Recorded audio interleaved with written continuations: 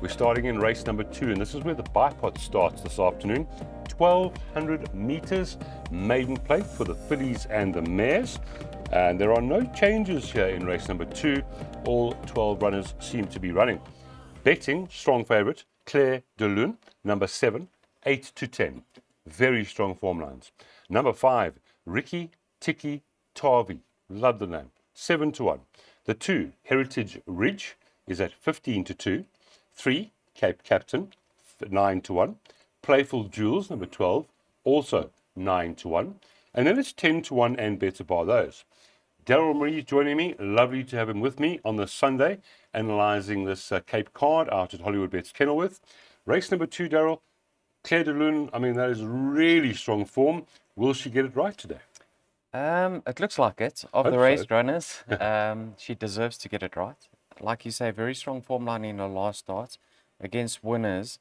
I'll just tell you who the likes are who finished just ahead of her in that race. Military Command, Dream World, Malmesbury Missile, Black Cheetah, and she happened to finish 5th on that occasion. So if that's not strong enough form in this sort of lineup for you, then I don't know what is. Yeah, I actually think that small break, the 49 days off the track, probably in her favour, because she was on the boil for 4 odd runs. Richard Free takes the ride once again. He's ridden her on debut. He just got touched off in that occasion. You know what? It's the opening leg of the bar pot. I'm very confident enough in bankering her. I'm not saying she's worth a bet, but I think of the race runners, she's certainly going to take some beating. All right, so 8 to 10, and I mean, she on paper she looks unbeatable. It doesn't mean she won't, but confident enough is Daryl to banker her because she should win a race like this. So bipod race number 2, banker 7 by 3 and 4, by 4 and 5, by 1, 4, 5, 6 and 8, by 1, 2, 3, 4, 5, 6, 7, 8, 9, 10, by banker 2. 200 rand to spend. Race 2 bipod on the Sunday, 12:15. Race number 3 is an open maiden over 1,800 meters. First leg of our PA at Hollywood Bets Kenilworth on the Sunday. No changes at the moment. 10 runners. The betting is a strong favourite here. Number 9, Past and Present at 17 to 20. The 4, Jet a 1, 5 to 2. It's then 7 to 1 about 6, Special Glamour. 10 to 1 and better bar those. Daryl, you know, these open maidens can be tricky, but Past and Present really knocking on the door very hard here. Yeah, he deserves to get it right. I just think he's far too short in the market. I actually thought they'd be closer to joint favourites, himself and Jetta 1. Now you can see he does hold Jetta 1, right? Quite comfortably on the Willa run. But his last run wasn't a good run because I expected him to go close to winning. What was this that ran just behind him were Lucky 13 and Area Vistas. They both missed a place in their next start. And what's interesting is they're fitting him with blinkers once again. And he's worn blinkers once in the past and he was over racing over 1,400 meters with them. So he needs to settle with them over 1,800. I'll give him a winning chance. I just think he's too short in the market. I liked Jetta 1's effort last time out. He actually, Computer Form's got a spot on. He looked a winner. And no disrespect to Joshua Mornay and Prentice Taka. Taka, yeah. But one has to say this is a jockey strike because Richard Free now takes the mount. And Richard and Des have teamed up very well in the past with a lot of success. Only 4 runners together, but 2 winners and a second. That's a great, great strike rate. So Richard from a neater draw is the value in the race at 5 to 2. However, have a look at number 3 of here. Spectacular. I liked his return. Then last time out, 1,200 on a soft track. He never got into it. Have a look at his dam. His dam is a half sister to Halfway to Heaven. And she was the dam of Rainbow Bridge, Golden Ducat, Hawam. Just to name a few. Exactly. Yeah. So I think he's going to love the step up in trip. 3rd run off the arrest, 54 to shoulder. Sean Veal from a neat draw, I think was also value about number 3. So I'm actually playing to beat the favourite. he should certainly run in the money, but I've gone with numbers 3 and 4 over here. All right, so there we go. You've heard it. Number 3, the improver, Daryl thinks, and that's 13 to 1 at the moment. So PA, race 3, 3 and 4, by 4 and 5, by 145, by 2358, bank at 2, by 356, by 5 and 6, the spend 288. And as Daryl will tell you, you're welcome to put the favorite in. Daryl's just trying to find some value for you. 288 Rand to spend, PA race 3, 1250. Race number 4 is a class 3, 1200 meters, first leg of our pick 6 this afternoon. No changes at this present moment. Let's have a look at that betting. Number 4, Air Raid, Candice Bass Robinson, Aldo Domer, 18 to 10. Number 6, Dumbledore, 5 to 1, joint second favorite with number 7, Arctic Wizard. 11 to 2, number 5, Mauritius Kestrel. 15 to 2, the 2 horse, Oliver. And then it's 8 to 1, the 3, Please Be True. 12 to 1 and better bar those. And just while we were starting there, I was just looking at the weights. Air Raid, Dumbledore, Arctic Wizard, they could turn the formula. It's quite close there, isn't it, Daryl? It is, but you need to watch the replay of the last start. And Air Raid sliced through them like a hot knife through butter. Okay. Sean Veal hardly even asked him the question, and he just ran on by. Super, super impressive. Now have a look at it, all his form and up the Kenilworth Straight.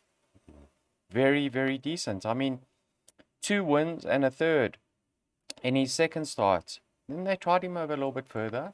Didn't disgrace himself, but I think at this stage he might be best up the straight. So I'm of the opinion he's better than his current mark. And I was nearly bankering him in all my bets, but he is a second run off the rest for him. So I've chosen to back him up with number 5, Mauritius Kestrel. Now, I've watched this horse very closely. He actually moves up in his races as if he's the likely winner. Yes. Excuse me, Lal. And he just doesn't go on with it. Doesn't go on with it. So I find it very interesting that they're coming back in trip with him. And if that works a treat, I think he could be the favourite's biggest danger. He's been carrying hefty weights in his last couple of starts and giving decent horses weight away. So 4.5 kilograms to a horse like Song to the Moon, beaten 2.5 lengths, he's far from disgraced. And I think Gavin's actually going to suit him up the straight. So if the favourite does happen to fluff his lines, because he is my clear-cut choice, I think Mauritius Kestrel, while I'm hoping, he's the one to pick up the pieces. So 4 and 5 for me over here, Lal. There we go. Pick 6. Brave man taking this pick 6 here. 4 and 5. Air Raid on the up. The 5 now ridden by Gavin might suit the horse. So 4 and 5 in leg 1. By 1, 4, 5, 6 and 8. By all of them, 10. Leg 3, 1 through 10. Leg 4, bank at 2. Leg 5, 3, 5, 6. And the final leg, race 9, is 2, 4, 5, 6 and 7. 1,500 Rand. You can take a percentage. You can add. You can take out. Up to you, ladies and gentlemen. 13.25 the off of race number 4. Race number 5 is the Winter Nursery Group 3, or Grade 3, I should say, 1,100 meters. Being the first leg of our Jackpot 1, obviously some talent here, not easy with these 2-year-olds. Let's first have a look at the betting, then we'll see what Daryl has to say. Number 5, North Point, 16 to 10, in the colours, of course, of Greg Bortz, talented son of William Longsword. 4, Dream World, 22 to 10. 9 to 2, the 6, All the Rage. The 8, the filly, Match That, 11 to 2, and then it's 11 to 1 and better by those. The betting right here, Daryl, how are we reading this race? I don't think the betting is right. I think North Point's far too short in the market. I wouldn't be taking 28 to 10 about him. He's been very impressive in his last 2 starts, never in doubt in both of them. So yes, strong winning chance, but he's taking on a proper field of here. Yeah. All the Rage. Yes, he did beat 100 to 1 first timer. But this horse, you just have to look at him. He's a proper racehorse. He could be anything. And he could remain unbeaten. Dream World, Mr. Marshall's had many good horses through his hands. Especially 2-year-olds. Yeah. And he's made it no secret that this is a top individual. Done absolutely nothing wrong to date. He beats a horse called Military, Malmesbury... Military Malmesbury or what? Military Malmesbury Missile. Missile. And they came out and ran third in the Godolphin Bob Stakes, Grade 3 at Scottsville recently. But he's another very nice individual. Then you've even got number 1, Absolutely Yes.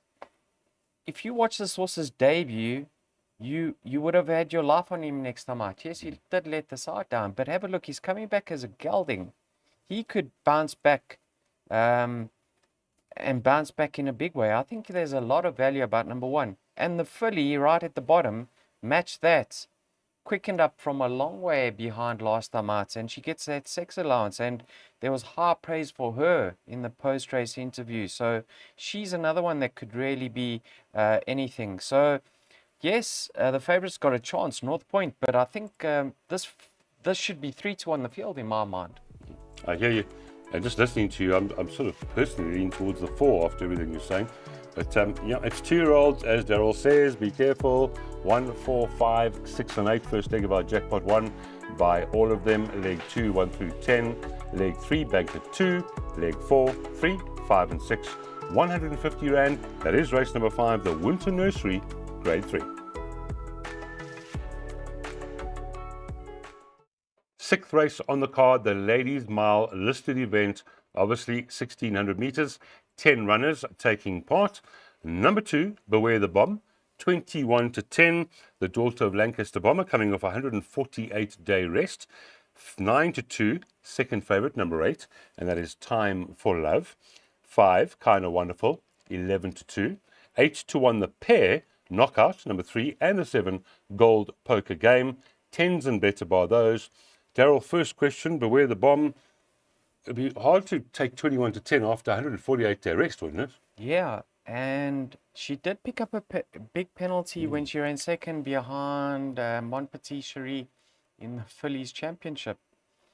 That form really hasn't lit up. Funny enough, the one that's done the best or the most successful from that form line is that filly, My Sensation. Good who memory. Came back in trip. Good memory. Well done. I'm impressed. So if you look in the front of the computer form, Justin is quoted saying, doing great, include in all bets. So positive. Got a winning chance, but you can see my perms, I actually went the field in this race. I think everything's got a chance over here. Even the stable companion with Muzi Yeni, Knockouts, the 4-year-old. Lovely effort in her penultimate start behind Rainbow Lorikeet, and Muzi's been riding extremely well for the Snates. Whatever opportunity he gets given, he's taking with both hands. So we know at the ratings she's got a chance, but she's off the track for 4 odd months. I don't know her well-being. Same with the 5, right? So the 5 was also well weighted, also coming back from the Yes. This is tricky. She was recently meant to run Kinda Wonderful. I don't know why she was scratched, but not far behind the favourite on that Fillies Championship run behind Mon Petit Cherie. Lovely filly. Number 8, Time for Love. Now, poor old Michelle, she's been touched off recently a number of times, and this filly is as game as they come. Gavin knows what she's about. She'll go well. Number 8, Time for Love. She'll go very, very well, but tricky lineup. I put my top 4 selections in the opening leg of the pick 3, but in my bipod I went the field. My pick 6 I went the field. That's what I think of this race. And you know what's so interesting? In this pick 3, your top 4 all coming off a rest, and that just shows you how difficult this race is. All 4 of those off a rest. 2, 3, 5, 8 by banker 2, by 3, 5, and 6. That's the pick 3, 120 Rand. In the exotics, Daryl is playing wide. Race number 7 is the Legal Eagle Stakes, Grade 3, 1800 meters, and the first leg of our jackpot 2. Nice field, 8 runners, equipment change, number 6 Otto Lycan. Cheek pieces are off, blinkers are on. Garrix, number 2, 17-10. 4, La Pulga, 5-2. 11-2, the pair, number 1, Rascallion. The 3, Billy Bowlegs, both 11-2. 15-2, number 8, Mucho Dinero. And then it's at 13-1 and better bar those. So first thing, Daryl, 2, the form really looks strong. 3-year-olds, 4-year-olds, we can have a whole debate here. How are we going? 3-year-olds, 4-year-olds, 5-year-olds, 7-year-olds. 7-year-olds. Yeah. So yes, the 7-year-old is 3.5 kilograms better off with the 3-year-old, but he's 7. He's 7. And Garrick's last time out, returning from a bit of a break, first run as a gelding, probably in need of that. And he was exposed a long way from home. He had no cover. And I actually thought he's going to tie in the latter stages, and it was a sensational victory. I think he's a lovely sort. We've all been waiting for him to be gelded. He's now gelded. He's now going to show his true potential. I'll be very surprised if he actually gets beaten. I think he'll confirm that form despite the turnaround in the weights. Billy Bowlegs, excuses, came out slow, bit off at the weights, but he is 5 years old, and he hasn't won for 833 days. Trifecta in quartet inclusion, naturally. La Pulga, the second favorite, could be a good day for the dam, Gilded Minaret, with all the rage running earlier. At the weights, he's got it all to do because he's a net 104, whereas Garrick's is a net 113, 9 pounds or 4.5 kilograms. So he's going to have to run out of his skin to overturn the favorite. I'm not saying he can't do that because he is a lovely sort, and he possibly even ran above his current rating in his penultimate start. But he's taking on a smart individual over here. I actually like the 3-year-olds to fight it out despite La Pulga being out at the weights. I think they are the two to focus on over here. So Garrick's my win bet. I think he's worth a punt. I think he's going to remain unbeaten as a gelding for his next couple of starts. Confidence race number 7. I just had a thought while you were talking there. Shouldn't we give Pierre Stradum and Andrew Fortune a 2-kilogram allowance or something? Come on, man. Here we go. Race number 7. Garrick's confident, improving sort, 100 Rand win. That is off at 15.10. Race number 8 is a D stakes. They're racing over the 1100 meters. There is currently a scratching, and that is number 9, Winter on the Green. Number 3, Champagne Mac, 3.75 to 1. 4 to 1, the 4, Gravity. 6, Country Time, 9 to 2. Joint third favourite with number 11, and that is Pushing Limits. 5 to 1, the 5, William West. And then it's 11 to 1, and better by those. I'm glad I'm sitting with Daryl because I don't like this race, so help us out, please. Looks tough. To be honest, some moderate thoughts over here. Now, there's a lot of winter on the green form line. And the one who's waited to come up trumps once again is Country Time for the Social Squad Syndicate. Now,